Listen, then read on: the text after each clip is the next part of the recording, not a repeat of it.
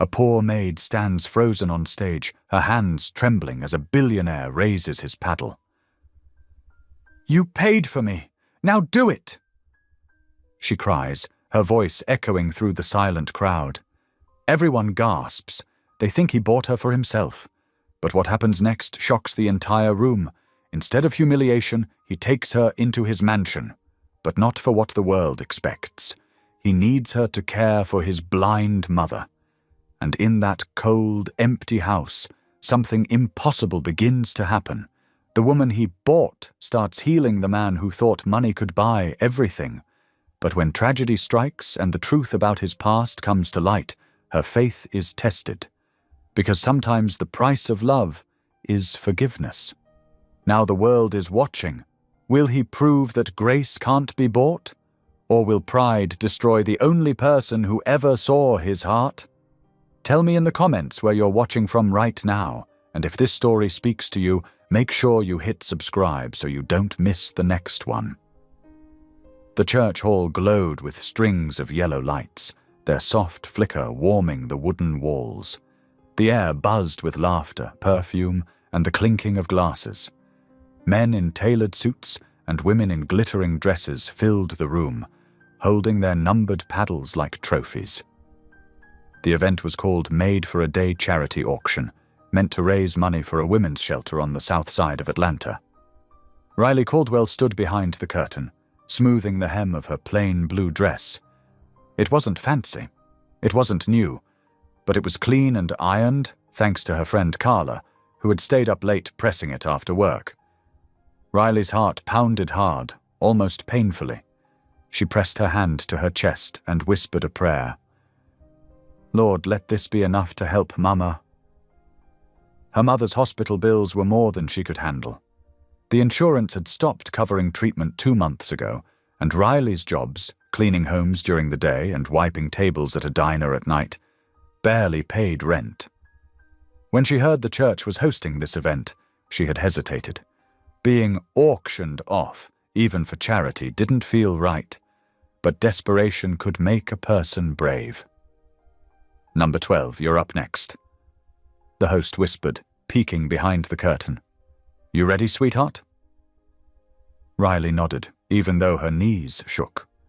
The crowd's applause for the previous contestant faded, and the host stepped up to the microphone.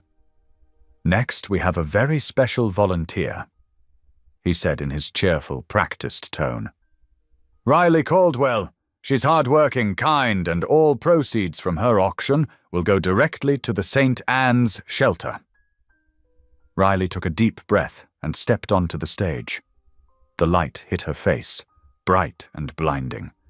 She blinked quickly, forcing a smile. The crowd's murmurs grew. Some whispered kindly. Others chuckled.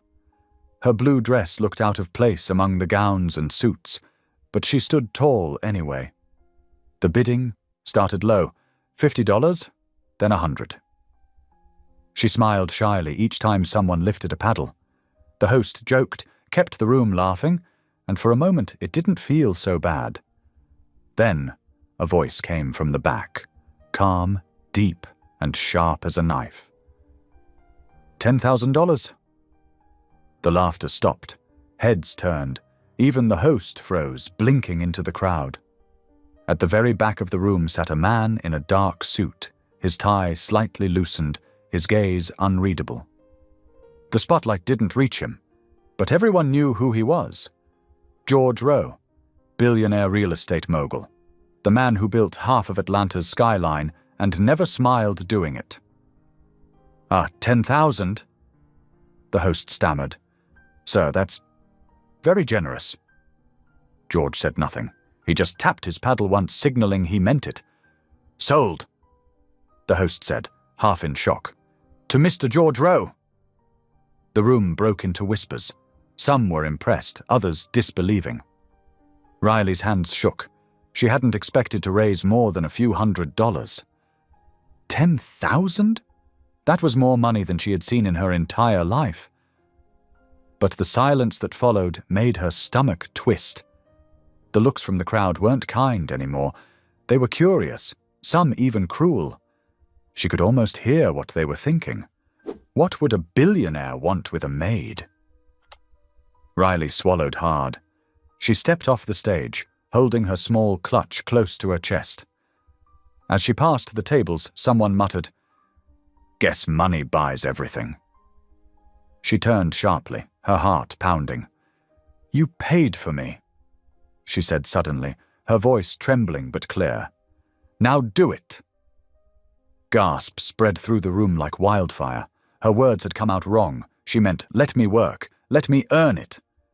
But that wasn't how it sounded. Faces turned, some shocked, others smirking. George rose slowly from his chair. He wasn't smiling or angry, just calm, steady, and unreadable.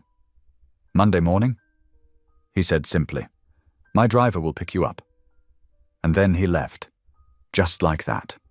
The crowd broke into uneasy laughter. The host tried to joke about it, but Riley stood frozen, humiliated.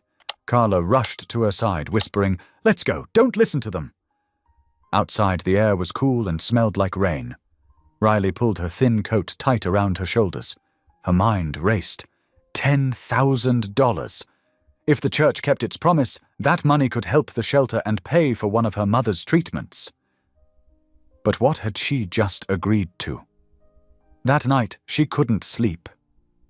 The sound of her mother's weak breathing filled the small apartment. Riley sat beside the bed, brushing the older woman's graying curls off her forehead. "Mama," she whispered, "I think I made a fool of myself." Her mother stirred faintly. "If you did it with love in your heart, baby, it ain't foolish," she murmured. Riley smiled faintly. "He's rich, Mama. Like, rich. I don't even know what he wants." Her mother's weak hand found hers. "Maybe God does," she said softly. "Sometimes he uses the strangest people to show us his plan." Riley didn't answer. She just held her mother's hand until dawn broke through the window. Monday came faster than she expected. The city was grey with early morning fog as a sleek black car pulled up outside her apartment building. Riley stood by the curb, a single duffel bag at her feet. Her heart felt like a drum in her chest. The driver, a polite man in a suit, opened the door without a word. "Miss Caldwell?" he asked. She nodded, sliding in carefully. The leather seats were soft, the air faintly scented with cologne. As the car moved through the city, she stared out the window at the buildings rising higher and higher. When they stopped, she could hardly believe her eyes. The mansion stood on Peachtree Hill, tall and elegant, surrounded by perfectly trimmed hedges and gates that gleamed in the sunlight. She hesitated before stepping out. The front door opened before she reached it. A woman in her 50s, with kind eyes and grey-streaked hair, smiled warmly. "You must be Riley," she said. "I'm Skylar. Come in, dear. Mr. Rowe's expecting you." The inside of the house was like another world. Polished floors, quiet halls, and light pouring in through tall windows. But it felt cold too, the kind of cold that came from silence, not temperature. George appeared at the top of the stairs, dressed in a grey suit. "You're on time," he said simply. "Yes, sir," Riley replied, her voice small. He looked at her for a long moment, then nodded toward the back of the hall. "You'll be caring for my mother. She's blind and needs someone patient. Skylar will show you around." That was it. No small talk, no smile, just orders. Riley followed Skylar through the house, still taking in the details. The spotless furniture, the soft ticking of a clock, the faint smell of lemon polish. "Don't mind him," Skylar said kindly. "He's a good man under all that marble." Riley gave a small smile. "He doesn't seem too happy." Skylar sighed. "He used to be once." When Riley met George's mother later that afternoon, she was sitting in a sunlit room, surrounded by potted plants. Her hair was silver, her eyes cloudy but kind. "You must be the new girl," she said with a smile. "Yes, Ma'am," Riley said softly. "Would you read to me?" Riley hesitated, then picked up the Bible lying open on the table. She began to read, her voice calm and steady. When she finished, the older woman smiled. "You sound like peace," she said. That night, after helping Skylar prepare dinner, Riley sat by her window, watching the city lights shimmer below. Somewhere in that big house, George Rowe was probably in his office, still working. She whispered again, "Lord, if you brought me here for a reason, please, help me find it." Morning light slid across the hardwood floors like a quiet river. Riley woke to the soft glow that touched the far edge of the guest room, the curtains moving with a small breath of air from a vent. For a moment, she did not know where she was. The sheets felt too smooth. The room was too still. Then memory rose like a tide. The auction, the long car ride, the tall house on the hill, and the old woman with the gentle voice who asked her to read scripture at sunset. Riley sat up, pressed her palms together and whispered, "Thank you for a new day." She brushed her hair, tied it back with a plain band, and smoothed the skirt of her simple grey dress. Her mother would have told her to stand tall and smile. So she did. The hallway outside her door smelled faintly of lemon and clean linen. From somewhere below came the soft clink of cups and the muted rhythm of footsteps on tile. She followed the sound to the kitchen. Skylar stood at the stove with an apron tied neat around her waist, stirring a pan while steam drifted up like a small white cloud. The older woman looked over her shoulder and smiled in a way that warmed the room more than the stove did. "Morning, honey," Skylar said. "You're right on time. I like that." "I was worried I'd be late," Riley replied. "I don't know the routine yet." "You'll know it by heart by Friday." Skylar slid eggs onto a plate, added sliced fruit, and set the dish on the counter. "Mrs. Rowe likes oatmeal and berries, tea with honey, and the psalm of the day. We let her choose the psalm. She says God's got a menu for every mood." She let out a soft laugh. "She's right." Riley smiled. "I'll try to keep up." "You'll do more than that." Skylar passed her a tray. "You'll help this house breathe again." They carried breakfast up the wide stairs. At the top, the world held its breath. The long runner rug, the heavy frames on the walls, the air that sounded like a hush in a church. Skylar tapped lightly on a door. "Good morning, Mrs. Rowe," she called. "Breakfast and a helper who reads like sunshine." A thin voice on the other side replied, "Send the sunshine in." They entered the room. It had tall windows, white curtains, and plants along the sill, a little jungle of green.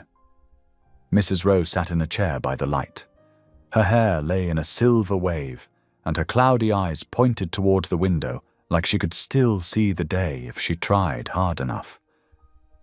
Riley set the tray on a small table and moved to kneel beside her. "Good morning, Mom." "Is that you, dear?" Mrs. Rowe's hand moved in the air, looking for a familiar shape. "It's me, Mom. Riley. May I hold your hand while you eat?" "You may hold my hand even when I'm not eating." Her thin fingers found Riley's and settled there, light but sure. "What does the sky look like?" "Blue and soft," Riley answered, "like a quilt just washed and hung to dry." "Good," Mrs. Rowe said. "I'll wear that in my mind." Skylar poured tea and adjusted the pillow behind the older woman's back. "Psalm?" "Psalm 27. Mrs. Rowe said. "It is brave." Riley opened the leather-bound Bible on the table. The pages felt thin, like wings. She read, slow and steady, her voice filling the room without pushing against it. "The Lord is my light and my salvation. Whom shall I fear?" As she read, the sunlight slid a little higher up the curtains. She finished, closed the book, and looked up to find Mrs. Rowe smiling. "You do sound like peace," the old woman said again, as if the words were a blessing she wanted to repeat. A movement in the doorway caught Riley's eye. George stood there in a crisp blue suit, his tie straight, his expression set like a guard at a gate. He had the look of a man who lived inside his schedule, not beside it. "Mother," he said, voice even. "Do you need anything else?" "I have tea, scripture, and a kind hand." Mrs. Rowe replied, "I am rich." Something flickered across his face, there and gone. He nodded once. "I'll be late tonight." Then he turned his gaze to Riley, not unkind, not kind either. "Skylar will show you the house routines. If you need supplies for Mother, ask the office. Security will clear deliveries." "Thank you, sir," Riley said. He left without another word. The room seemed to exhale when he was gone. Skylar touched Riley's shoulder. "Come along, and I'll put the house in your hands." They walked the halls. Skylar explained how laundry moved from the upstairs chute to the downstairs room, how fresh flowers came on Wednesdays, how the gardener left a basket of herbs at the back door every Monday and Friday. "We keep the kitchen simple," she said. "Healthy, fresh, not fussy. He eats quick, she eats slow. You'll learn the difference between fuel and food." "Fuel and food," Riley repeated with a small grin. "I like that." They passed a door at the end of a quieter hall. "Office," Skylar said. "That's where Mr. Rowe does his thinking. If the door is closed, let it stay closed." She paused. "If it's open and he looks lost, ask if he wants coffee. He won't say he needs it, he'll say yes." "I understand." Skylar opened a linen closet. Rows of sheets, towels, and blankets sat like soldiers at attention. She handed Riley a set of cream sheets. "Guest room 3 needs a refresh. Start there. After lunch, we'll see about the garden." "The garden?" Skylar's eyes brightened. "It's out back. No one has loved it in a while. That's a shame. It used to sing." After making up the guest room, dusting frames, straightening books, and quick wiping the banister, little touches that made a place feel tended, Riley returned to the kitchen. She washed her hands at the sink and looked out the window. A slice of yard stretched beyond the patio, then a low brick wall, and beyond that a tangle of bushes and rose canes that had forgotten they were roses. "Lunch?" Skylar asked from the fridge. "Something light for Mrs. Rowe." Riley answered. "I can bring it up." Skylar packed a tray, chicken soup in a shallow bowl, soft bread, cut pears, and a small vase with one white daisy. "Never forget the flour. A small good thing makes big hard things softer." Riley carried the tray upstairs. Mrs. Rowe's room now held a soft radio playing an old hymn. The older woman turned her head at the sound of footsteps. "I brought you soup," Riley said, setting the tray down. "And a daisy that refused to be ordinary today. Let me smell its stubbornness," Mrs. Rowe said. She breathed in the flower's tiny sweetness and smiled. "Ah, yes, that is a small good thing." They talked while she ate. Not about money or illness, about the names of flowers Mrs. Rowe remembered from her childhood, about a picnic she once had by a lake, where dragonflies landed on her toes. When the bowl was empty, Riley dabbed the woman's mouth, set the tray aside, and read a paragraph from a worn novel on the table. The scene held a simple joy, children running through sprinklers in summer. Mrs. Rowe laughed once, low and short, like a bell that had been asleep. "I think you brought summer into February," she said. By late afternoon, when the house grew quiet in that way that big houses do, Riley stepped outside through the kitchen door. The air held a little bite, but the sun did its best to soften it. She crossed the patio and walked to the garden. The path was edged with bricks half sunk by time. The roses had grown wild and threw thin arms in all directions. The dirt wore a hard coat, but the bones of beauty were still there, the curve of a bed, the promise of a corner meant for sitting, the old iron bench beneath the maple. Riley knelt and pressed her fingers to the soil. "We can do this," she said, like she was talking to a friend who needed courage. She worked by instinct.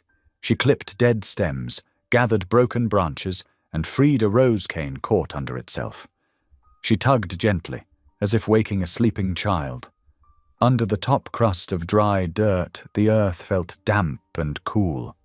A worm turned and retreated, which, in a garden, was good news. Her breath settled. The quiet wrapped around her shoulders like a shawl. Somewhere deep in the house, a door opened and closed. She kept trimming, kept listening to the birds that dared each other to sing. Footsteps walked across the patio. She did not turn right away. She wanted to finish the branch in her hand. When she sat back, she found George standing a few paces away. He looked out of place among leaves and daylight. The suit fit him like a uniform he didn't take off. "You garden," he said, not a question. "I try," she answered, and rose to brush dirt from her knees. "If you listen, plants tell you what they need." "What do they need?" "Air, light, water, patience." She smiled a little. "People aren't that different." He stared at the rose bush. "No one cared for this since my wife." His voice dropped on the last word, like it weighed more than the others. He blinked, and the guard came back to his face. "Let the yard crew handle it." "I don't mind," she said. "It helps me breathe." He seemed to consider this. "Fine." He adjusted his cuff, then paused. "Do you paint as well?" He nodded at the faint smear of green on her wrist left by a leaf. Her cheeks warmed. "Sometimes. I draw more than I paint. It doesn't cost much to draw." "Skylar will find supplies," he said. "If it helps you. Breathe." "That's kind." Her words came out careful. She did not want to say too much or too little. "Thank you." He nodded once. It could have been a goodbye or a truce. He turned and walked back across the patio, down the hall, into the house's cool shadow. The screen door clicked behind him. The roses listened to the quiet again. Near 4 o'clock, Skylar called from the kitchen door. "Tea time, dear, for the both of you." She brought a tray with 2 mugs, lemon slices, and a plate of shortbread. They sat on the patio steps, their knees side by side like old friends, even though this was only day 1. "Tell me about your mama," Skylar said. Riley looked at the patch of sky between the trees. Words came like a slow stream. She loved gospel music and the way rain made the air smell. She named me after a song. She always said God listened extra close when we prayed tired. She swallowed. She's been sick a long time. Skylar reached over and squeezed her hand. Sometimes the tired prayers go the highest. They finished tea and went back inside to prepare supper. Nothing fancy. Roasted chicken, green beans with garlic, small potatoes tossed in oil and herbs. The kitchen filled with warm smells. The radio hummed. Riley's hands moved with the ease of many meals cooked in small spaces. Here the counters were long, the pans heavy-bottomed, the knives sharp. "That last bit of salt goes at the end," Skylar said, and Riley nodded. They worked like they had known each other at another time, in another kitchen, where 2 women fed a family and traded stories while the clock made slow circles. When the oven timer chimed, the front door opened. Voices murmured in the foyer, a pair of men speaking low and fast. Business words, contracts, sites, numbers. The second voice faded. A door closed, and a quiet settled like dust after a small storm. Footsteps came down the hall. George appeared in the kitchen doorway, sleeves rolled up now. Tie loosened, as if he had wrestled with a long day and only half won. "Dinner in 10, Skylar said, her tone kind but not deferential. He nodded. "Mother. Rested well. Ate all her lunch. Chose Psalm 27. Skylar's eyes softened. "She missed you." Something shifted in his expression. He did not reply. He picked up 2 glasses, filled them with water, and carried them to the dining room like a man who needed to do a useful thing with his hands. Riley took a plate upstairs to Mrs. Rowe first. Small portions, a cloth napkin. The daisy returned to the tray. She sat with the older woman while she ate, describing each bite the way you describe the sky to someone who can no longer see it.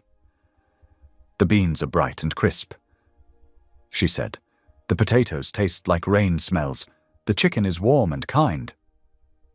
Mrs. Rowe laughed at that, a sound like metal warmed by sunlight. "Tell me what he sounds like," the old woman said suddenly. "Who?" Riley asked, though she knew. "My son." Riley thought of George's even voice in the doorway, the way it changed by 1 degree when his mother spoke. "He sounds like a stone that used to be part of a river, but got moved to a wall." Mrs. Rowe's hand paused above her plate, then resumed its small search for the next bite. "Yes," she said quietly. "That is the sound." Downstairs, the dining room table was long enough for a family reunion, but only 2 places were set. Schuyler served. Riley carried a basket of bread. They ate without fanfare. Knives clicked. Water glasses made small rings on wood. After a few minutes, George looked up. "My mother likes you," he said. "I like her," Riley replied. He cut his chicken, considered his plate, then said, "If you need time off, arrange it with Schuyler.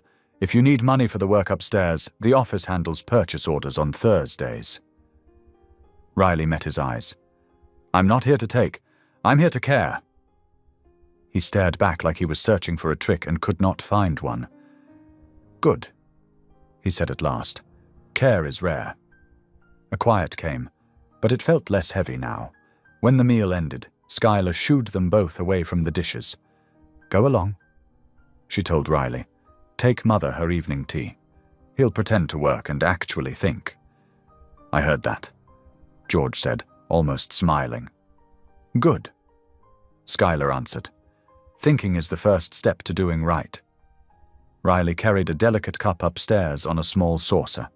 In the doorway she paused. Mrs. Rowe sat very still, her hands folded, chin tilted up like a flower leaning toward the last light. Riley set the cup down and sat beside her. "Would you like me to read again?" "Read me a prayer tonight," Mrs. Rowe said. "Something for sons who need rest." Riley read softly. When she finished, the house had grown even quieter. She helped the older woman settle into bed, straightened the blanket, and made sure the small bell lay within reach. "Tap twice if you need me," she said. "I'll come." "Twice," Mrs. Rowe repeated. "And you, tap once if you need God. He'll come." Riley smiled. I believe he already did. When she stepped into the hall, she found George there again, as if worry had raised him like an alarm and sent him to guard the threshold of a mother's sleep. He looked at the bell, at the folded hands, at the dim lamp. "She's comfortable?" Riley said. He nodded, still watching his mother's face. "She hates the dark." "She isn't in the dark," Riley answered. "She is in the light she remembers." He glanced at her then, slow and direct.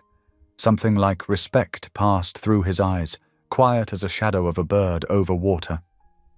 "Good night," he said. "Good night, sir."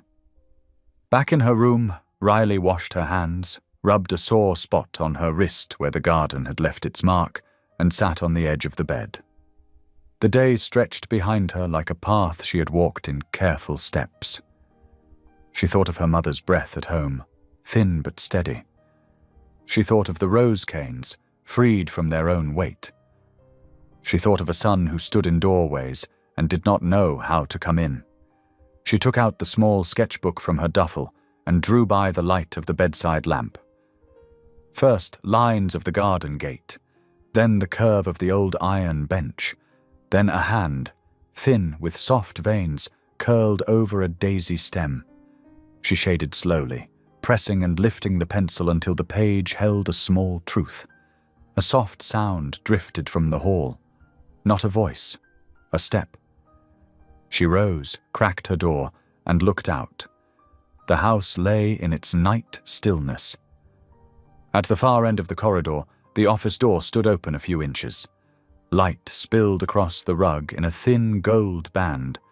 Somewhere inside, paper whispered, then stopped. Riley thought of Schuyler's advice.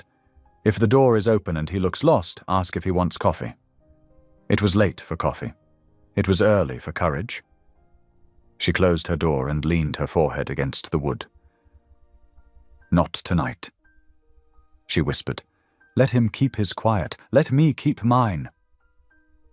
She turned off the lamp and lay down. The ceiling breathed with the slow pulse of the vent. The city's glow made a pale stripe where the curtains parted. Her body felt used in a good way, like a tool put back on its hook after a job that mattered. She folded her hands over her chest and let a simple prayer climb out of her. Take care of Mama. Take care of the woman upstairs. Take care of the man who doesn't know how to ask. Sleep came like a soft coat. She sank into it. In the office, George sat at his desk with the lamp low. A photograph leaned against a stack of files. He set his hand on it. The woman in the frame smiled in a summer dress, hair lifted by a small wind. He had not looked at the picture this long in months. He did not cry. He did not move. He only breathed and listened to the house breathe with him. Down the hall, Schuyler checked locks, set the alarm, and turned the kitchen light off, leaving only the under-cabinet glow like a nightlight for a child. She stood for a moment at the sink and rested her hands on the counter. "Thank you," she said to a room that had no ears, and to a God who did. For small good things. Outside, the garden lay under the cool night. The rose canes, newly freed, tapped each other lightly in the breeze. The old bench held its place like a faithful friend. A single star shone through the gap in the maple. If a person had stood there, they might have heard the leaves tell each other, "Tomorrow we try again." Morning would come, and with it more scripture, more tea, more careful steps along the long, bright halls. But for now, the mansion on Peachtree Hill slept, and everyone inside held their own kind of hope, the kind you keep quiet, the kind that grows even when no one watches. The first sounds of morning drifted through the mansion like a soft song, water running through pipes, the distant hum of the coffee maker, a door closing quietly somewhere upstairs. Riley opened her eyes before the alarm could sound. She had always been an early riser.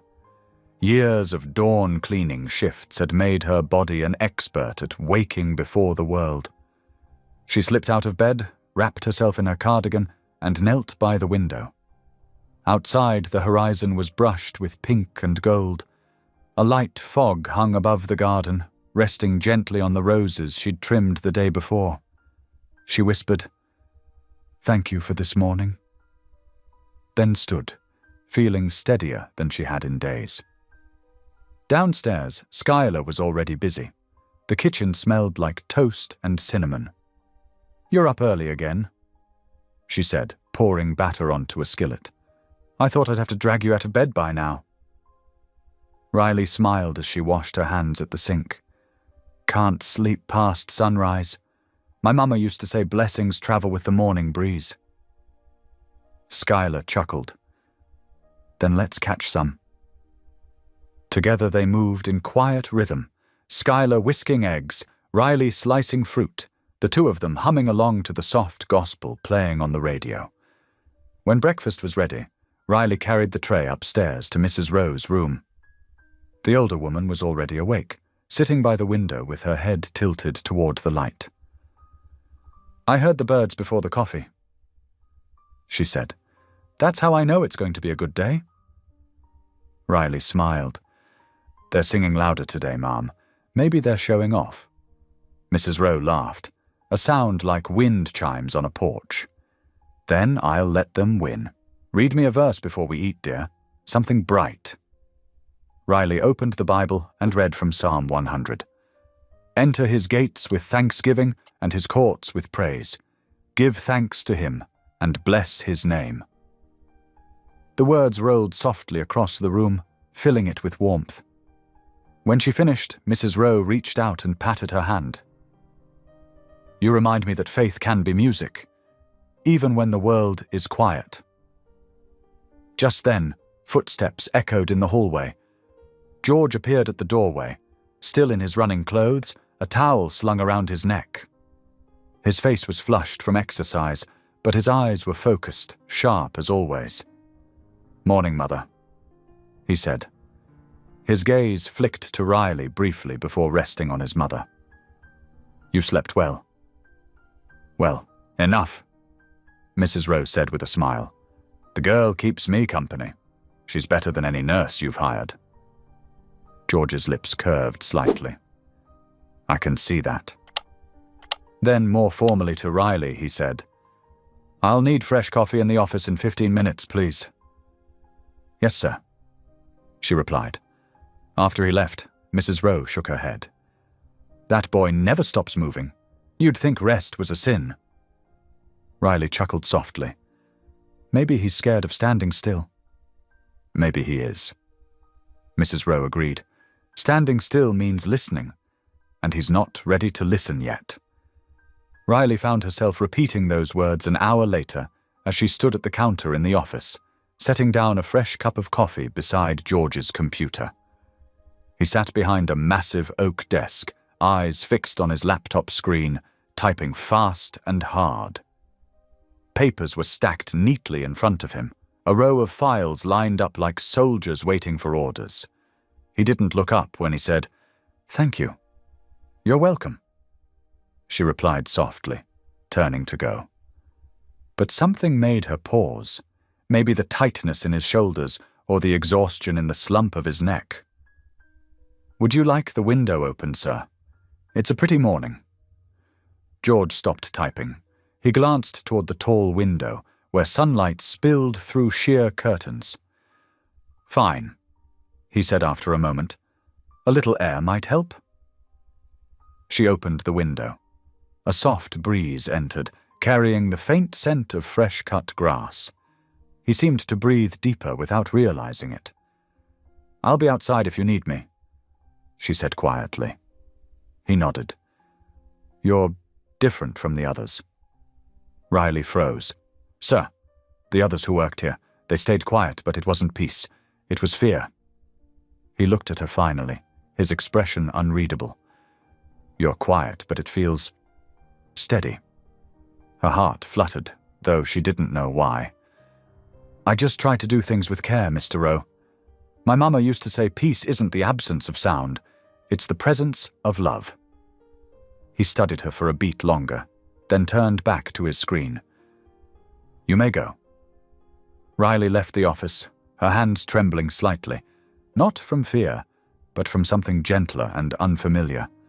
Respect, maybe, or understanding, maybe both. By midday, the house came alive. Delivery trucks rumbled down the driveway with supplies for the new housing project George was funding. Skylar directed workers from the porch, clipboard in hand. Riley carried water and sandwiches to the laborers, grateful for the chance to help.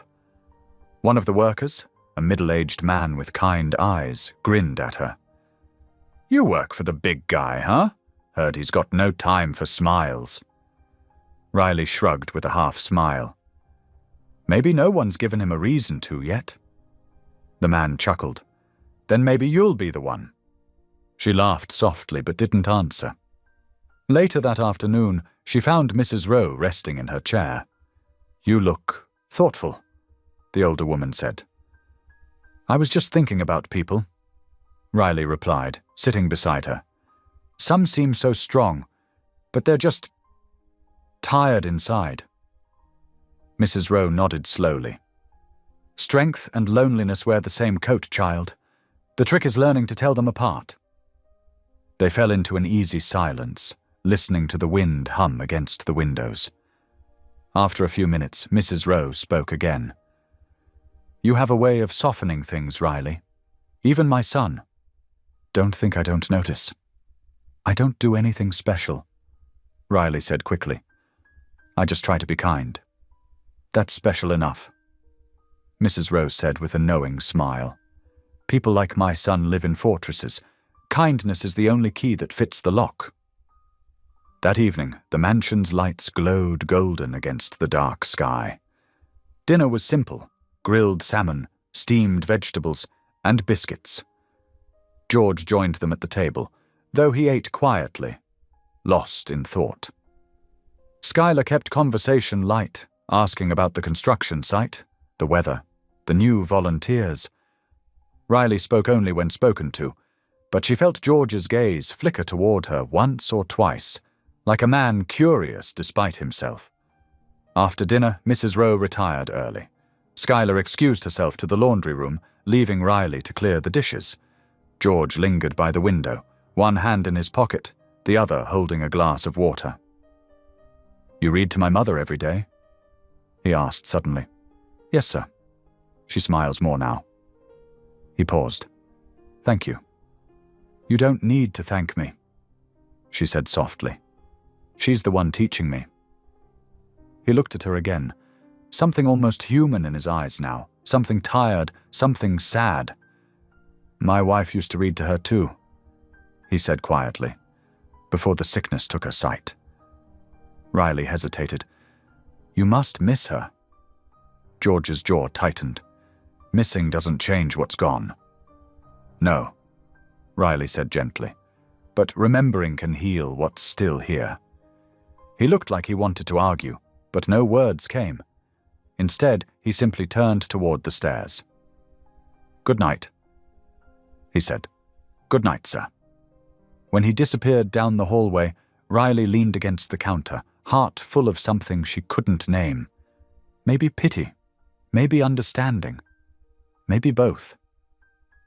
Later, in her small room, Riley wrote in her journal, a habit she'd kept since she was a girl. Her handwriting was neat but simple. Dear Lord, thank you for today. Thank you for peace in small things, for kind words, for work that feels right. Please help me be light in this house, even if no one notices. Amen. She closed the notebook and looked out the window. The garden below glimmered in the moonlight, the roses swaying gently in the night breeze. Somewhere in the house, she imagined George sitting alone in his office again, the glow of his lamp, the only light left on. And she prayed, for him, for Mrs. Rowe, for herself, that tomorrow would bring another chance for hope to grow. Morning broke soft and silver over Peachtree Hill. The world outside the mansion was quiet, except for the cooing of doves on the roof and the low hum of city traffic far below. Riley stood by the kitchen sink, her hands in warm water, humming an old hymn her mama used to sing, the kind of tune that sounded like hope whispered under breath. She didn't notice George standing at the doorway until his voice startled her. You sing, he said simply. Riley looked up, startled but smiling. I didn't know anyone was there. I'm sorry, Don't apologize, he said, setting his mug on the counter. The house hasn't sounded that alive in a long time. The compliment, if that's what it was, caught her off guard. Well, sir, I guess I'll take that as a good thing. He gave a small nod. It is. Schuyler entered just then, carrying a stack of freshly folded napkins. She eyed George with a knowing look, like a mother bird watching a chick test its wings. Coffee's hot, Mr. Rowe, she said lightly, and you might consider keeping that one around. Her voice could bless a ghost. Riley flushed. Oh, stop. George's lips twitched, almost a smile. We'll see, he said. Good morning, Schuyler. Morning, boss, Schuyler said, shaking her head as she left. Some sunshine in your kitchen won't kill you. Riley laughed quietly. George only sighed, half amused, half unsure how to respond. Later that morning, Riley tended to Mrs. Rowe, who was sitting beside the window with a crocheted blanket over her knees. I heard my son talking to you, she said, her blind eyes twinkling with mischief. He doesn't talk to most people before his second cup of coffee. He was kind, Riley said softly. Maybe a little grumpy, but kind. Mrs. Rowe smiled knowingly. He's more frightened than grumpy, dear. People forget that fear can wear an expensive suit. That made Riley pause. Frightened of what? Losing again, Mrs. Rowe said simply. When his wife died, he buried more than his heart. He buried his laughter too. Sometimes I think he buried God. Riley nodded slowly. Maybe God's waiting for him to come dig him back up. Mrs. Rowe chuckled. You've got a way with words, girl. Keep saying them around my son. He needs to hear things that sound like life. The next few days passed in a calm rhythm. Morning prayers, breakfast, reading, tending the garden. The roses had begun to respond to Riley's care, tiny buds showing red and yellow at their tips. Every afternoon she found a few moments to sketch the blooms in her notebook. Sometimes, from his office window, George would catch sight of her outside and pause in his typing, watching her without realizing why. One Thursday, he came down to the garden just as she was putting away her shears. You're turning this place around, he said. Riley looked up, surprised but pleased. The earth just needed someone to listen to it. He stepped closer, folding his hands behind his back. I'm not good at listening, he admitted, to people or dirt. She smiled gently. It's never too late to start. He studied her for a moment, the wind tugging lightly at his sleeve. How old are you, Riley? 28. So young to sound like a preacher. My mama was the preacher, she said with a small laugh. I just borrowed her lessons. He nodded thoughtfully, looking around the garden. She must have been proud of you. Riley's smile faltered. She was. Still is, I hope. He looked at her, realizing too late that he had touched something tender. I didn't mean to. It's all right, she said, quickly blinking away a tear. She's sick, but she's strong. I try to be too. There was a quiet moment between them, just wind and the faint sound of birds in the trees. Then he said, If you ever need anything, you can ask. I'll remember that, she said softly. Thank you. He nodded once, then turned back towards the house, his footsteps slow, thoughtful. That night, Riley's phone rang just as she was folding laundry in her small room. She glanced at the caller ID, St. Anne's Hospital. Her heart dropped. Hello, she said, her voice tight. Miss Caldwell, said a nurse gently. Your mother's condition has worsened. You should come as soon as you can. The world tilted. Riley gripped the edge of the bed for balance. I'll be there, she whispered. Within minutes, she was downstairs, finding Skylar in the kitchen. I need to go, she said breathlessly. My mama, Skylar didn't need more explanation. She took Riley's hand. Go, baby, I'll tell him. Take the car. I can't take his car. Yes, you can, Skylar said firmly. I'll handle him. Riley nodded, grabbed her coat, and ran out into the night. Hours later, the quiet of the hospital room pressed down around her. Machines beeped softly, and her mother's breaths came slow and shallow. Riley held her mother's frail hand, whispering prayers between tears. You can rest, Mama. I'll be okay, I promise. Her mother smiled weakly. You always keep your promises, baby. I love you. Love you more. A moment later, her chest rose one last time, and then didn't. The silence that followed was too big for words. 3 days later, it rained during the funeral. The small church was filled with friends from the shelter, old neighbors, and a few kind faces from her past. Riley sang the hymn her mother loved most, her voice trembling but strong. "It is well with my soul." The song echoed through the hall like a prayer wrapped in sorrow. At the back of the church, unnoticed by most, George stood quietly in a dark coat. He had arrived late, choosing not to disturb her. He didn't know why he had come. He told himself it was out of respect, or duty, or something decent. But when he saw Riley's tear-streaked face as she clung to the casket, he felt something shift deep inside him, a small, sharp ache he hadn't felt in years. After the service, he approached her outside, under the dripping trees. She looked up, startled. "You came," she said softly. "I did," he said simply. "I'm sorry for your loss." She nodded, exhausted. "Thank you. I can cover the hospital bills," he offered quietly. "You shouldn't carry that burden alone." Her expression hardened through the tears. "No, Mr. Rowe. You can't buy grief. Or God." He swallowed, caught off guard by the firmness in her tone. "I appreciate what you've done," she said, her voice breaking slightly. "But this is something I have to walk through myself." He opened his mouth to argue, but saw something in her eyes, a quiet strength that made his words fall flat. He nodded slowly. "All right." Riley stepped back, looking at him with a kind sadness. "You've been kind to me and your mama, but I can't come back right now." He hesitated. "You're quitting?" "I'm letting go," she said softly. "I need time to grieve, to remember who I am."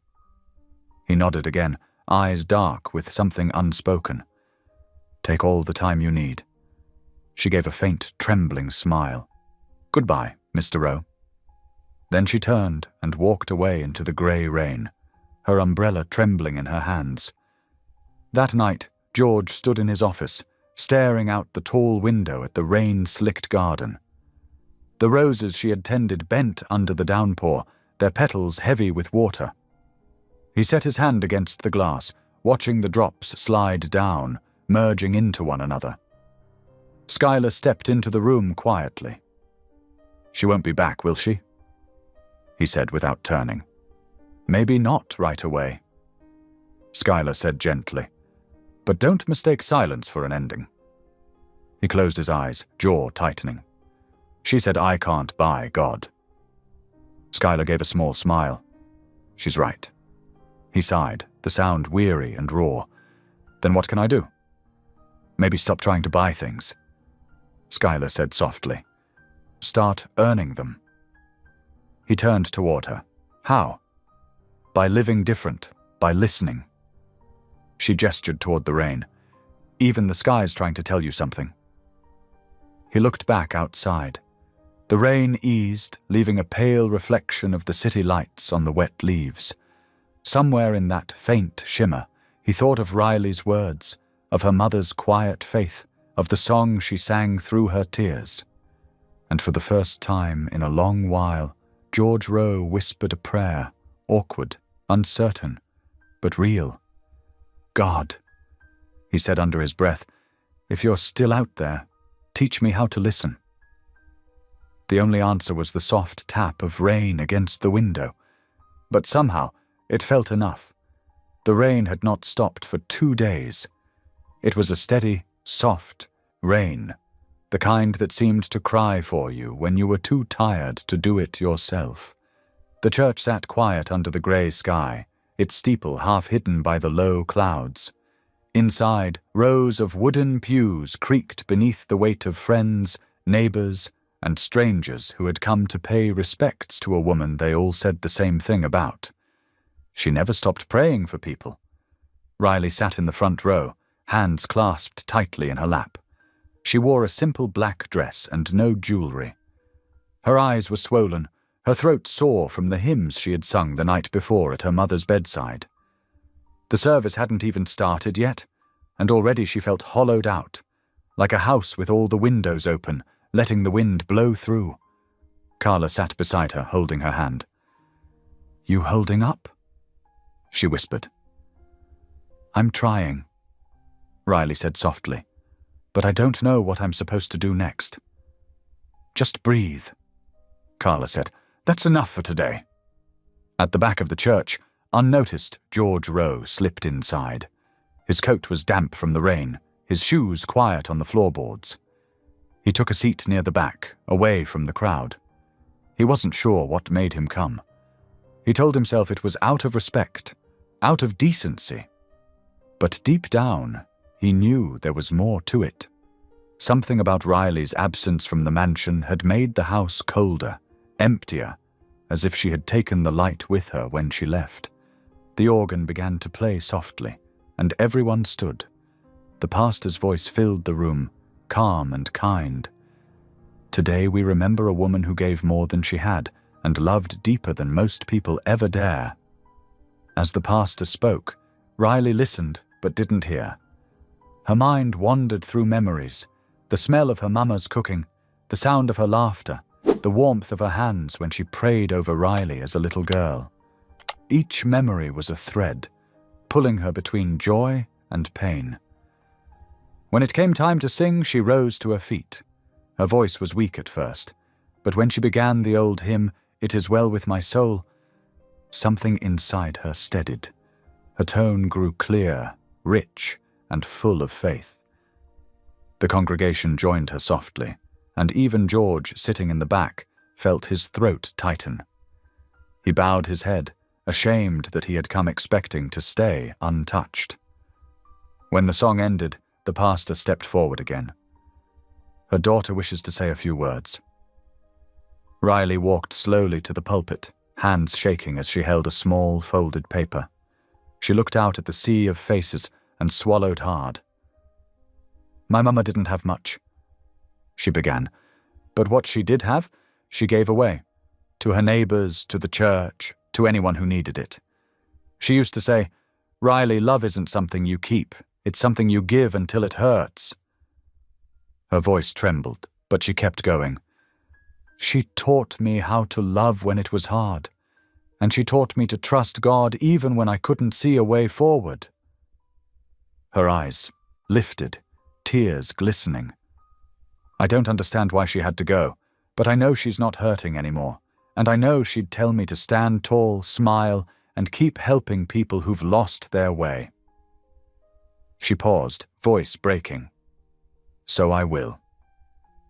A quiet murmur of "Amen" rippled through the crowd. Riley folded her paper, stepped down, and returned to her seat. Carla put an arm around her, and they sat in silence as the service ended. Outside, under the grey sky, people gathered with umbrellas, hugging, offering soft words that didn't help but came from good hearts. Riley stood by the grave, her hand resting on the wet wood of the casket. Raindrops mingled with her tears. "Goodbye, Mama," she whispered. "You did your job. I'll try to do mine." When she turned, she froze. George stood a few feet away, rain dripping from his coat collar, his eyes steady but gentle. He gave a small nod. "I'm sorry for your loss," he said quietly. "Thank you," she managed. "I didn't want to intrude," he said. "I just wanted to be here." She nodded, eyes red. "You didn't have to." "I know," he said, "but I needed to." For a moment they stood there in silence, rain pattering on the ground between them. Then he said, "I can take care of the hospital bills. It's the least I can do." Riley's expression hardened slightly, not out of anger, but conviction. "No," she said softly. "You've done enough." "Riley," she shook her head, "you can't buy grief, Mr. Rowe, or peace, or God." Her voice cracked, but she held her chin up. "And I think that's what you've been trying to do." He stared at her, the words hitting harder than he expected. He wanted to argue but couldn't. Instead, he nodded once. "You're right." She looked at him for a long moment, sadness and compassion mixed in her gaze. "You've been kind," she said gently, "but I need time. Time to remember who I am. Time to find my faith again." He wanted to say something, anything, but the right words wouldn't come. Finally, he said the only thing that felt true. Take all the time you need. She gave a small, broken smile. Goodbye, Mr. Rowe. And with that, she turned and walked away, the black umbrella trembling slightly in her hands. He watched her go until she disappeared into the grey crowd. Then he exhaled slowly, realizing that her words had left something behind, a crack in the stone wall he had built around himself. That evening, back at the mansion, Schuyler found George standing by the window in his office, staring out at the rain-soaked garden. The lights were dim, and the house felt emptier than it ever had. She's gone, isn't she? Schuyler said quietly. He didn't turn. Yes. You're going to let her go for good? He was silent for a long time. She said, I can't buy God. Schuyler smiled sadly. She's a smart girl. He rubbed his temples. She's more than that. Then prove it, Schuyler said softly. Stop trying to buy things. Start earning them. He turned toward her, his expression raw. How? I've built buildings, businesses, empires. I don't know how to build people. Then start small, she said. Build kindness, build trust, build a reason to believe again. He looked back out the window, where the rain had slowed to a soft drizzle. The roses outside were bent, but still standing. Maybe, he said quietly. I can start with the garden. Schuyler nodded. Good place to start. When she left him alone, George stood there for a long time. The city lights flickered below, and the sound of rain faded into the hum of night.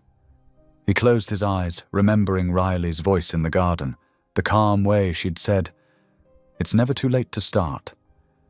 He didn't know if he believed it yet, but for the first time in years he wanted to. He sank into his chair and whispered into the quiet, "If you're real, God, show me how." No thunder answered. No miracle burst through the clouds. Just the steady sound of rain, soft and faithful, falling on the house she had left behind. In the days after the funeral, the rain finally stopped. The city dried slowly, like a face after tears. Sunlight returned, first weak and thin, then stronger. The mansion on Peachtree Hill stood quiet. Breakfast trays came and went. Mrs. Rowe still asked for scripture each morning. Schuyler kept the house steady, but without Riley the rooms felt larger, the halls longer, the pauses heavier. Even the garden seemed to wait. George went back to work like a man who feared stillness. He woke early, ran hard, and filled his hours with meetings. He visited sites, checked numbers, and signed stacks of papers. Yet each night, when he set his phone down, the silence pressed on him. He would look toward the garden and remember the way Riley had crouched by the roses, gentle hands freeing tangled stems. He remembered the sound of her voice when she read to his mother, warm, calm, like sunlight on a winter floor. One morning, he stood at the tall office window, hands in his pockets, watching the city wake. He had a meeting near the edge of town to walk an old building he planned to buy and turn into luxury lofts. The deal was good. The profit would be clean and quick. But the idea felt thin, like a suit that no longer fit. He picked up the phone and dialed a different number instead. "Darren," he said when his project manager answered. "Pull the files on the Eastgate complex, the one by the old bus depot. The numbers don't work for high-end. I want a new plan." "What kind of plan?" Darren asked. George looked at the garden, at the bench, at the wet stones where sunlight had begun to pool. "Housing," he said. "Affordable, safe, clean. I want families in there, women with children, people coming out of shelters." There was a long pause on the line. "That's new," Darren said slowly. "Can we talk cost?" "We'll make it work," George said. "It doesn't have to turn gold. It has to turn lives." Another pause. Darren cleared his throat. "All right, sir. I'll meet you at the site at noon." "Make it 11," George said, And bring the structural reports. We're not going to polish a ruin. We're going to rebuild." He hung up and stood very still. The word rebuild hung in the air and then settled inside him as if it had found a home. 2 weeks passed like this. Meetings, site visits, new drawings spread across long tables. He sat with architects and argued for more windows, more light, more community space. He asked for laundry rooms on each floor and a small play area in the courtyard. He ordered long tables for a future community kitchen and wrote a note to himself that simply said, "Hire councillors." When someone asked why, he surprised himself by saying, "Because roofs alone don't fix storms." On a grey Friday, after walking the Eastgate site with Darren and the city inspector, George drove alone to the outskirts for one more pass at a different property, a run-down strip of buildings near the highway. He had looked at it months ago and said no. Today he wanted to see it again. The road there curved past a motel that had seen better years. The paint peeled. The ice machine rattled. A neon vacancy sign flickered like a tired eye. He slowed at a red light. A woman in a faded uniform pushed a cart across the second-floor walkway, lifting heavy bags of laundry into a bin. She wore no jacket against the wind. Her head was bent, but the way she moved, careful, steady, like she handled fragile things, caught him. The light turned green. He should have driven on. He did not. He pulled into the lot and parked under a bent lamp. For a moment he only watched her. She knocked on a door, called housekeeping, then pushed the cart inside. A few minutes later she came back out, dragging 2 bags, and turned her face toward the parking lot. His breath caught. Riley. He got out of the car before he could talk himself back into leaving. Gravel crunched under his shoes. She didn't see him until he was halfway across the lot. When she did, she froze. Her hands tightened on the cart handle. He stopped several feet away, leaving the space between them like a small field where words might grow or die. "Hello," he said, voice low. "Mr. Rowe." Her voice held surprise and a wall. She glanced toward the office, toward the other rooms, and back to him. "You shouldn't be here." He nodded once. "You're right, and yet here I am." She looked tired, not the kind of tired a full night's sleep could fix. Her uniform was clean but thin. A pen was tucked behind her ear. A folded paper stuck out of her apron pocket, probably a list of rooms. "Are you—" he began, then stopped.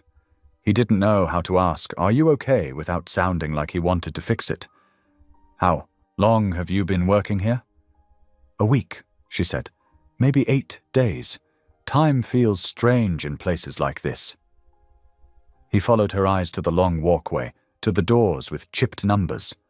A woman in a hoodie carried ice to a room. A little boy sat on the steps with a plastic car, making small engine sounds under his breath. "I didn't come to pity you," he said. "I came to ask for help." She blinked. The wall in her gaze cracked but did not fall. "Help with what?" He told her.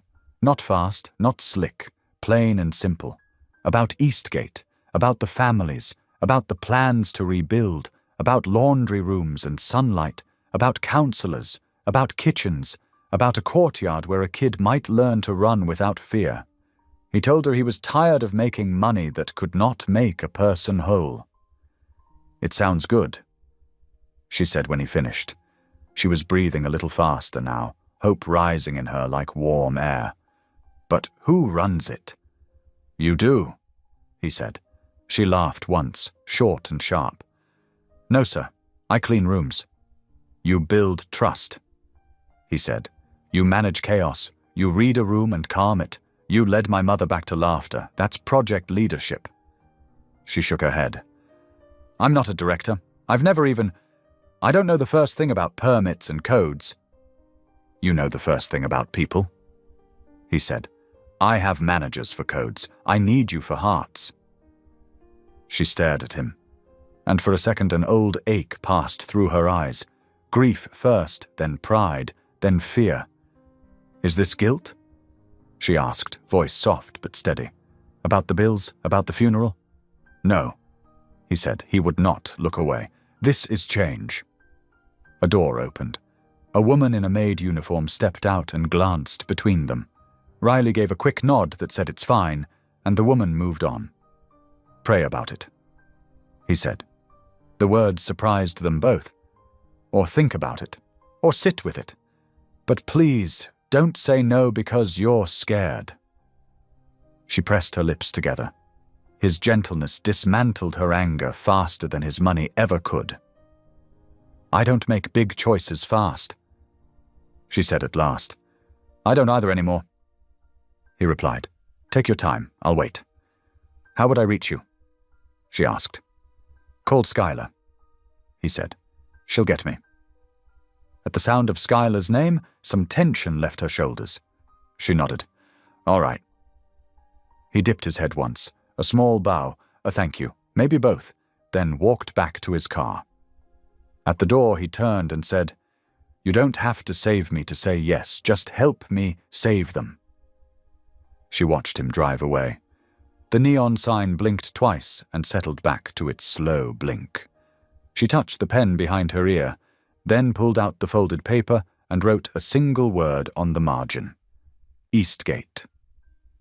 That night, after her shift, after she walked the bus route back to the small room she rented behind a church, after she checked the 2 messages on her old phone, one from Carla, one from the shelter director thanking her for dropping off blankets, she sat on the edge of the bed and stared at the wall. A church bell across the street chimed 9. She laced her fingers and rested her forehead on them.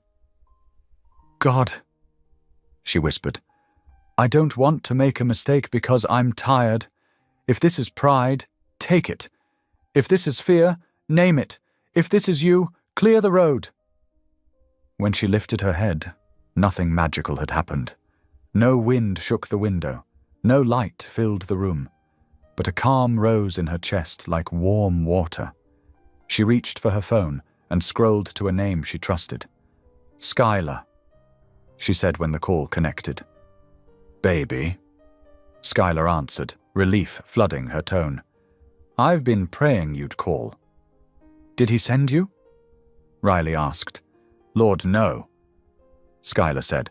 "I sent myself. I was going to call tonight anyway. I thought I'd try again in an hour." They both laughed, and the laugh sounded like a bridge. "He came to see me," Riley said. "At the motel." "I know," Skylar said. "He told me he hoped he didn't mess it up. What do you think?" Riley's voice softened. "Is he different?" "Yes," Skylar said, simple and sure. "He's softer, scared but softer. He's been changing plans. He's been listening more. He walks around like the ground might talk if he slows down." "Can I trust him?" Riley asked. The question was not about money or hours, it was about heart. "You can trust what he's building right now," Skylar said. "And you can trust me to stand between you and any sharp edges." Riley exhaled. "He wants me to run the project." "I know," Skylar said, a smile in her voice. "I told him you were already running most hearts in a 3-mile radius." "I've never done anything like this," Riley said, the panic rising now that the idea was real enough to hold. "What if I fail? What if they need more than I have?" "They will," Skylar said. "And then God will show up with the rest." Silence held them for a moment. It was not empty. It was steady, like a hand on a shoulder. "I'll meet you tomorrow," Skylar said. "He'll be at the site in the afternoon. Come see. Don't promise. Just walk the ground." "All right," Riley said. "Tomorrow." The next day was clear and cool.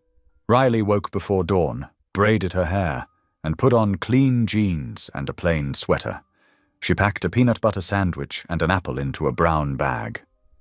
On the bus, she watched the city slide by. Brick schools, corner stores, murals with bright faces. She felt small and large at the same time, like a seed that knew it could become a tree. Skylar waited for her at the corner by the old bus depot. She wore a denim jacket and held a thermos. "Hot chocolate," she said, pressing it into Riley's hands. "Coffee lies. Hot chocolate tells the truth." They stood together and looked at the Eastgate complex. It was a long, low curve of buildings wrapped around a cracked courtyard. Windows were broken and boarded. The grass had turned to patches of dirt. A swing set leaned like a tired man. But Riley could see, even from the sidewalk, where light would fall if the windows were clean. She could imagine children's voices stitching across the space. "Walk it," Skylar said. "See if it speaks." They went through the chain-link gate and stepped onto the courtyard concrete. A crew was already there, 2 architects with clipboards, a young woman measuring doorways, a foreman pointing at a beam. George stood near the center of the yard in a flannel shirt and work boots, sleeves rolled to his forearms. He looked like a man who had remembered he had hands. He saw them and came over, not fast, not slow. "Thank you for coming," he said. "I'm only looking," Riley said. "Looking is step 1. He replied. He led them through the first building. The hall smelled like dust and old smoke. He pointed to rooms and spoke in clear, simple lines. 2-bedroom here. We'll widen doorways, safety bars and bathrooms, windows to the courtyard so parents can watch kids from the kitchen sink, laundry at the end of each hall, community room on the ground floor with tables and a small library." He paused. No TVs in the community room, books, puzzles, people. He took them to the stairwell. Fresh paint, good lights, cameras for safety but not to scare. Staff on site 24 hours, not guards, guides. We hire from the community, we train. They walked outside to the courtyard. He stopped at the broken swing set and touched the rusted chain. "New swings," he said. "And a small garden, not fancy, just tomatoes and herbs. People feel different when they grow things." Riley looked at the chain. She imagined little hands grabbing on, feet pumping, a laugh thrown high into the air. She swallowed. "We're calling it Haven," he said, "unless you have a better name." She shook her head. "Haven is good." "You would have control of operations," he said. "Not alone. No one can carry that alone. But you would set the tone. You'd build the program. You'd sit with the people who come through the door and ask them what they really need. And then we'd try to give that." "What if what they need is a thing we don't have?" she asked. "Then we find it," he said. "Or we build it." They stood in a grey patch of sunlight and listened to a saw start up 2 buildings over. Riley held the thermos with both hands. "And if this fails?" she asked quietly. "Then we learn," he said. "We fail forward, but we won't quit." She stared at him for a long moment. He didn't fidget under her gaze. He didn't try to sweeten the air with extra promises. He just stood there, steady, like a post set deep. "Okay," she said at last. Her voice surprised her. It sounded like someone who had chosen a road, not someone who had been pushed down one. "I'll try." Relief flickered across his face. Not victory. Relief. "Thank you. I need a month-to-month at first," she said quickly, practical now that the hard yes had been spoken. "I want a probation period. I want a say in the people we hire, and I want someone to sit with me when I don't know what to do." "You have all of that," he said. "And you have Skylar whenever you need her." "I already knew that part," Riley said, and Skylar squeezed her arm. "Come at sunset," George said. "When the crews clear out, I want you to see the light on these bricks. It might help you dream." She went back to the motel long enough to turn in her apron. She told the manager she had been offered a job at a housing project. The manager stared at her like she had spoken another language, then said, "Good for you. Come by for a reference if you need one." Riley thanked her and went to a small room to pack her few items into a tote. 3 shirts, a Bible, a sketchbook, and the photo of her mother in a frame made from glued shells. By late afternoon, she returned to Eastgate. The crews had gone. Dust lay like flour on the steps. The air had cooled, and the sky wore the kind of blue that made you want to breathe deeper. George waited near the courtyard, hands in his pockets, looking at the buildings as if they were speaking, and he didn't want to miss a word. "You came," he said. "I said I would," she replied. They walked the curve of the courtyard slowly.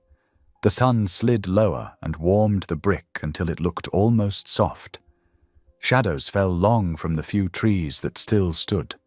A stray cat stepped out from under a bench, considered them, and moved on. "Why this?" she asked, nodding at the buildings.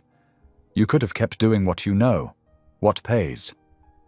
"I was tired of spending myself on empty," he said. "And because of you." She glanced at him. "Because of me?" "You said I couldn't buy God," he said. It felt like an insult. It was a mercy. It broke something that needed breaking. They reached the center, where the ground dipped and rain had left a shallow, dry-edged pool. He stopped there. She did too. "My wife used to talk about places like this," he said. "She wanted me to build one. I told her we'd get to it when the market was right." He let out a breath that sounded like regret turned into air. "The market never became more right than my pride was wrong." Riley said nothing. Some confessions did not need answers. They needed witnesses. He straightened and looked at her. "Will you walk this with me? Not just today. Not just until the ribbon cutting." He shook his head. "I don't even want a ribbon. I want keys in hands."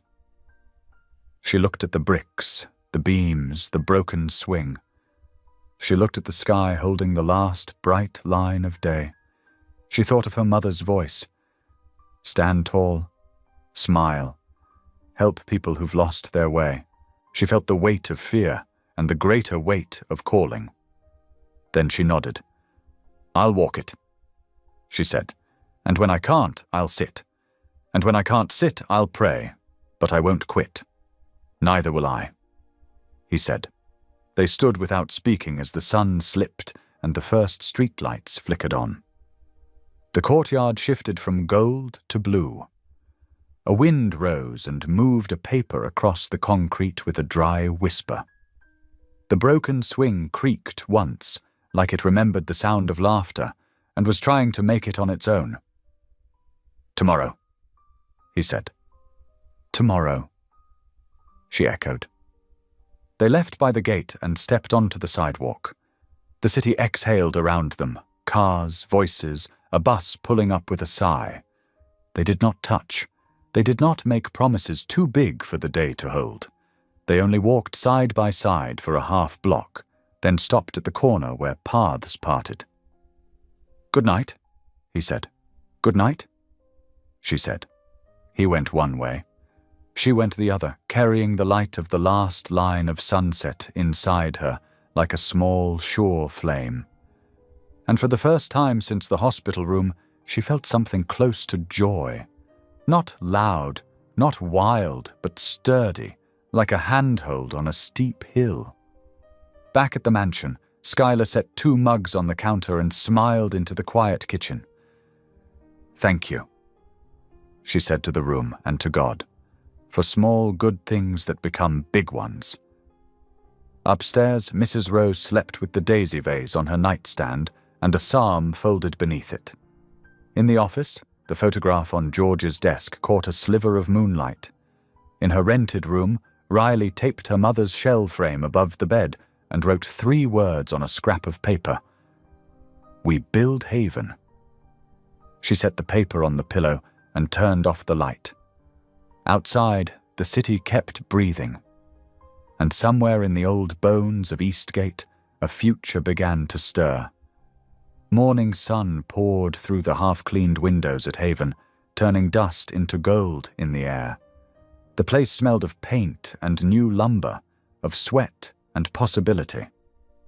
Riley stood in the courtyard with a clipboard Skylar had handed her, half amused that anyone trusted her with one. She wore old jeans, a t-shirt, and sneakers splattered with primer. Around her, the buzz of saws and hammer taps mixed with laughter.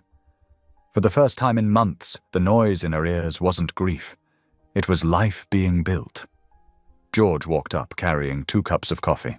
He had traded his suits for a flannel shirt and work boots. He looked younger without the armor of formality. Though the weight in his eyes hadn't vanished, he handed her a cup. 2 sugars, he said. You remembered? She smiled. I forget a lot of things lately. I'm trying not to forget the right ones. They walked through the first floor together. She checked the volunteers' sign-in sheet. He asked questions about supply orders and blueprints. When a nail gun jammed, he knelt to fix it himself. Riley watched, surprised at how naturally. He worked beside the crew instead of above them. It wasn't a show, it was a man learning how to serve. At lunch, everyone gathered in the empty community room, sitting on overturned buckets and boards. Skylar passed out sandwiches and apples. One of the volunteers, a young mother from the shelter, asked George why a billionaire cared about a broken neighborhood. He didn't give a speech. He just said, "Because broken neighborhoods are full of people. And I finally figured out people are worth more than profit." The words hung in the air like a small gospel. Riley met his eyes and saw the truth in them. As weeks passed, Haven began to take shape. Windows gleamed. Fresh paint covered the scars on the walls. Children's drawings, houses, hearts, stick figures holding hands started to appear on the bulletin board near the entrance. Riley managed schedules, fielded questions, and soothed tempers when the crew grew tired. She learned to read blueprints, to order supplies, to negotiate gently but firmly with vendors who tried to overcharge. At night, she stayed late, sweeping floors, humming to herself. One evening, a thunderstorm rolled in fast. Power flickered and went out just as the last crew left. Riley grabbed a flashlight and started checking rooms. She found George in the office, hunched over papers by the light of his phone. Rain lashed against the windows. "You should head home before it gets worse," she said. "I'll stay until the generator's up." He replied. "I'll stay too," she said. "2 heads can trip the same fuse." They laughed. The power stayed out. The thunder rolled closer. She found candles in a box and lit them, setting 3 on the floor between them. The small light made their shadows stretch up the walls. For a while they worked in quiet, checking wiring diagrams, marking spots that needed repair. The candlelight made his face look softer, almost peaceful. After a long silence, he said, "My wife hated storms. She said thunder was God reminding us he's bigger than we think. I used to laugh at that." Riley looked at him. "Do you still laugh?" "No?" he said. "Now I listen."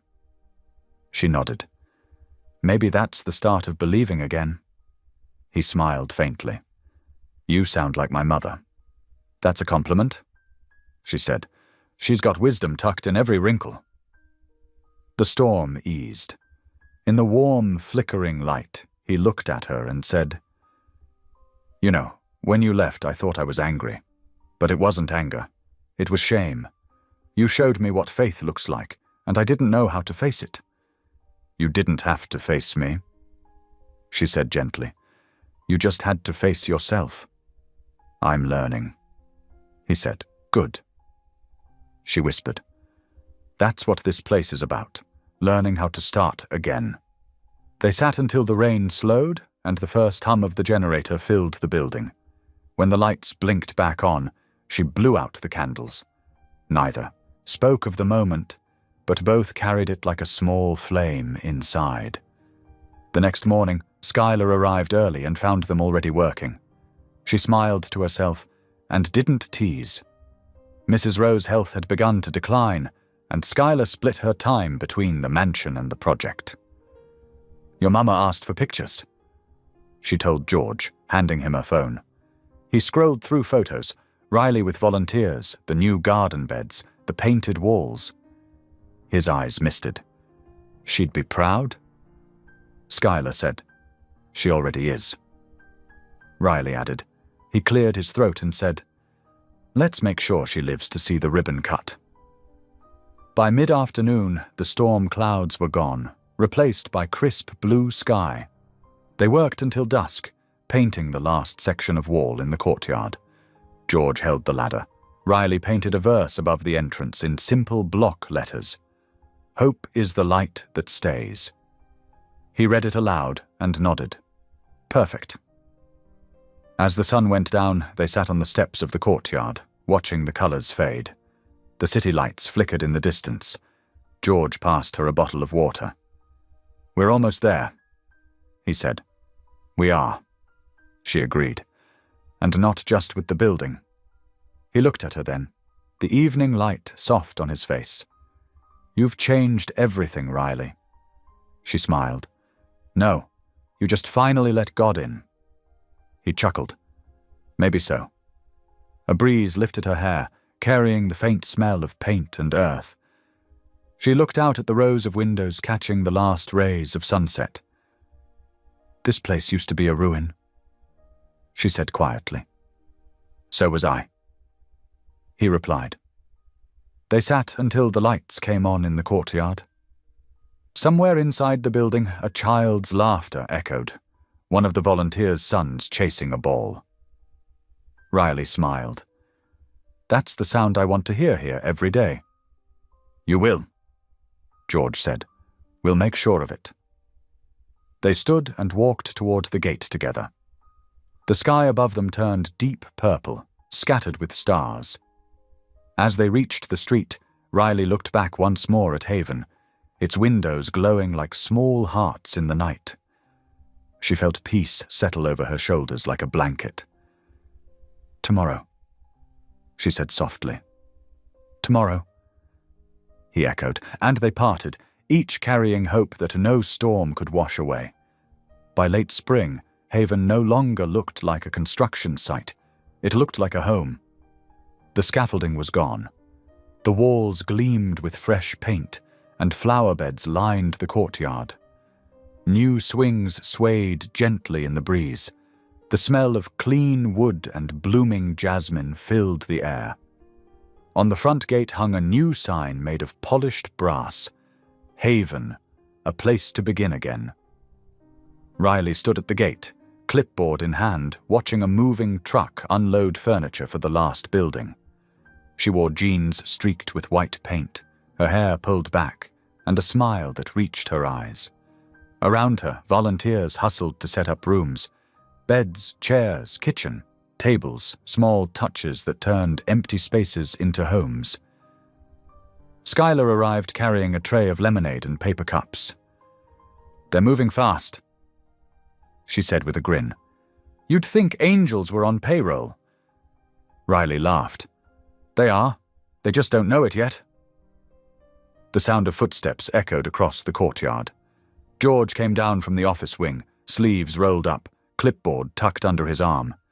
He had a lightness about him now, a calm Riley hadn't seen before. When he caught her eye, he smiled, small but real. "How's the final count?" he asked. 43 families confirmed," she said proudly. 2 more expected by tomorrow. 45. He repeated the number like a prayer. 45 new beginnings. She nodded. "And not one of them bought with money." "Don't rub it in," he said, half laughing. Skylar handed him a cup of lemonade. "You two make a good team," she said. "Like bricks and mortar." George glanced at Riley. "She's the mortar," he said. "She keeps everything together." Riley shook her head, blushing. "And you're the foundation, sir." He tilted his head. "Only because you rebuilt it." Skylar chuckled. "All right, before this turns into a sermon, both of you get ready. The press will be here in an hour." "The press?" Riley asked, startled. It's just a small piece, George said quickly. A local paper wanted to cover Haven's opening. I'm not good with cameras, she said nervously. He smiled. Just be yourself. That's all anyone needs to see. When the reporter arrived, the courtyard buzzed with activity. The children of new residents played tag around the swings. Volunteers arranged flowers near the benches. Riley stood beside George as the reporter asked questions. What inspired this project? The reporter asked. George glanced at Riley before answering. A woman who believed faith could do what money couldn't, he said. She reminded me that broken things aren't useless, they're just waiting to be cared for. The reporter smiled, jotting notes. And who is this woman? George gestured toward Riley. She's the heart of Haven. None of this would exist without her. The words hit her harder than applause. For a second, she couldn't breathe. Cameras flashed. She blinked through the brightness, offering a quiet smile. The reporter thanked them, shook hands, and left to interview a few families. When the courtyard finally emptied, Riley turned to George. You didn't have to say that. I did, he said simply. Because it's true. She hesitated. You've changed, Mr. Rowe. He smiled faintly. Call me George. I think I've earned at least a first name by now. Okay, George. It felt strange on her tongue, but right in her heart. They walked slowly through the courtyard. Sunlight gleamed on the new windows, and laughter drifted from the play area. A young mother sat under the awning, rocking her baby. Nearby, two boys argued over a ball, then dissolved into giggles. Riley stopped to watch. That sound, she said softly. It's what I dreamed about. George nodded. The sound of second chances. They stood together for a moment, just watching life unfold. Then Skylar's voice carried across the courtyard. Lunchtime, y'all. Come eat before everything gets cold. George and Riley joined the others at a long wooden table set up under a tent. Sandwiches, fruit, lemonade, and a big chocolate cake that Skylar claimed was her ribbon-cutting miracle. She made George slice the first piece and Riley serve it. Cameras clicked again, but this time no one minded. After the crowd ate and drifted away, Riley lingered behind, picking up paper cups and napkins. The air had turned golden. She looked up at the old iron swing set, now freshly painted, children still laughing as it creaked gently in rhythm. For the first time in a long time, she felt truly at peace. George came up behind her quietly. You did it, he said. She smiled. We did it? He studied her for a moment. You could go anywhere now, you know. You could do anything. She shook her head. I think I'm right where I belong. He looked down, then said softly, So am I. The words hung between them, simple, unforced, and full of meaning neither dared to name. That evening, after the last family had gone to their new rooms, the three of them, George, Riley, and Skylar, sat on the patio steps watching the city lights flicker on below. The sun dipped low, painting the sky in shades of rose and gold. You know, Skylar said, when this started, I prayed God would give this place a soul. I didn't expect he'd give it 3. Riley laughed softly. We just followed his breadcrumbs. George nodded. And somehow they led us here. A moment of quiet passed. Then Skylar stood and stretched. Well, my knees are done. You two close up the gates. I'm going home to soak in Epsom salt and gratitude. She squeezed Riley's shoulder. Don't stay too late, sweetheart. When Skylar left, the courtyard grew still except for the rustle of leaves. The glow of the lamplight cast soft halos around them. Riley turned to George. Do you ever think about what's next? Every day, he said, but for once I'm not rushing to find the answer. She nodded. That's a good place to be. He smiled faintly. You taught me that too. She looked away, embarrassed but touched. You give me too much credit. He shook his head. No, Riley, I don't give you enough. A long pause followed. Somewhere nearby, a child's laughter floated out a window. It faded into the night like a blessing. Thank you, she whispered. For what? For listening, she said. You didn't used to. He laughed quietly. And you didn't used to talk this much. They both smiled, easy and warm. As the first stars appeared, Riley stood and brushed off her jeans. Tomorrow we start the next phase, she said. What's that? He asked. Teaching the families to grow their own garden. She said. You can't have Haven without roots. I'll be there, he said. I know. They walked toward the gate together, their steps slow and sure. The world around them shimmered in soft starlight. Riley glanced back once at the building, the lights glowing gently in the windows like candles in a cathedral. Looks like a light on the hill, she murmured. George followed her gaze. It is, he said. And it's just the beginning. As they walked down the path, their shadows stretched long behind them, merging with the soft golden glow spilling out from Haven's windows, proof that even from the darkest places, light could rise again. The morning after the grand opening, headlines hit the news like stones in calm water. Billionaire falls for his maid. Charity project a publicity scam. The words flashed across every screen, paired with a photo of George and Riley laughing beside the swings. The article twisted kindness into manipulation, painting Haven as a ploy for redemption and Riley as a woman who'd played the sympathy card. Riley froze when she saw it on her phone. Her heart dropped, her hands trembling. Around her, workers whispered. Volunteers stared. The joy that had filled Haven only hours earlier turned to thick, uneasy silence. Skylar stormed into George's office, newspaper in hand. This is filth, she said. You need to shut this down. I'm trying, George said, his voice low but tight. Lawyers are on it. The story came from Daniel Kessler, my old partner. He's been waiting for this. Downstairs, Riley faced the women from the shelter, who now looked at her with uncertainty. I swear, none of it's true, she said softly. This place is real. But she could see the doubt in their eyes. By evening, donors began pulling funding. 2 contracts were cancelled. The phone rang non-stop. George stayed late, answering every call, his voice hoarse, his patience fraying. When Riley came to the door, he looked up with tired eyes. They want you to resign, he said. She stepped closer. Then I will. You don't have to. Yes, I do. Her voice broke. If staying hurts this place, I'll leave. He stood abruptly.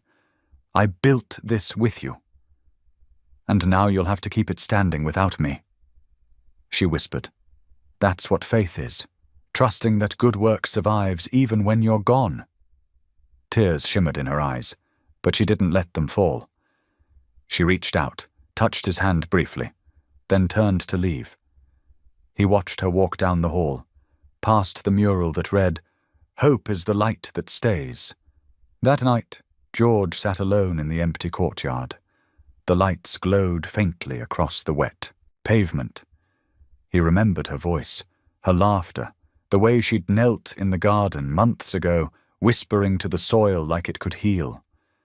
Now it was his turn to whisper. Don't let me fail her, God, he said into the night. Not again. Only the wind answered, soft, steady, carrying the faint scent of roses she had planted. Months passed. Haven survived, but barely. Donations slowed, projects paused, and George poured his savings into keeping the lights on. He moved into one of the empty units, trading his penthouse for a small room with a creaky bed and a single lamp. The mansion stood dark now. His mother had passed peacefully, and Skylar divided her time between helping at the shelter and tending the gravesite. Each night George worked in the courtyard, sweeping, fixing, and praying. Sometimes he heard echoes of Riley's laughter in the halls and wondered if Grace could still find him. One rainy evening, while serving dinner in the community kitchen, he heard a voice behind him. Soft, familiar, steady. "Need a hand?" He turned. Riley stood there, hair damp from the rain, apron in her hand. She looked stronger somehow, older in spirit, lighter in heart. For a moment he couldn't speak. "I heard Haven was still standing," she said gently. "Thought maybe I could help hold it up." His voice cracked. "You don't know how many nights I prayed you'd walk through that door." She smiled faintly. "Maybe I heard them." They worked side by side, serving soup, wiping tables, washing dishes. Between them, words weren't needed, just the rhythm of service, of grace rediscovered. When the last guest left, George turned to her. "You were right. I couldn't buy peace. I couldn't buy God." Riley met his eyes. "You didn't have to. He was waiting for you to give yourself instead." He knelt suddenly. Not in romance, but repentance. "Riley, I'm sorry for all of it, for the pride, the blindness, the hurt." She placed a hand on his shoulder. "You already made it right. Look around. Haven's still breathing." Tears filled his eyes. "Not because of me, because of you. Because of us," she corrected softly. The rain eased outside. Moonlight poured through the window, casting silver across the floor. They bowed their heads together, silent, humbled, grateful.